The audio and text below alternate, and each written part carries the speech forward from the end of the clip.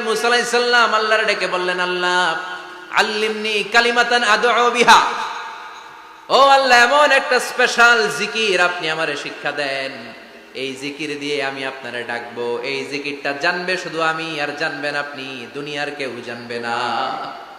এমন একটা জিকির শিখান যে জিকিরটা কেউ জানে না, জানবে শুধু আমি আর জানবেন আপনি। কথা শুনতেছেন? প্রশ্ন করছে কে? হ্যাঁ, আল্লাহ প্রশ্ন করছে। প্রশ্ন করেছে কে? মুসা আলাইহিস সালাম। করেছে কার কাছে?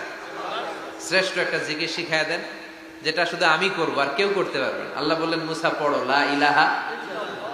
মুসা আলাইহিস সালাম বললেন, আল্লাহ জিজ্ঞেস করলাম কি আর কইলেন কি? লা ইলাহা ইল্লাল্লাহ, এটা তো জাতীয় জিকির। কথা কন, এটা তো ইন্টারন্যাশনাল জিকির, এটা তো সবাই পারে। আমি তো চাইছি এমন একটা এক্সক্লুসিভ যেটা আপনি আর আমি ছাড়া কেউ জানে না, শুধু জানবেন আপনি আর আমি। আল্লাহ বললেন, মুসা এর চাইতে শ্রেষ্ঠ জিকির আমার কাছে নাই।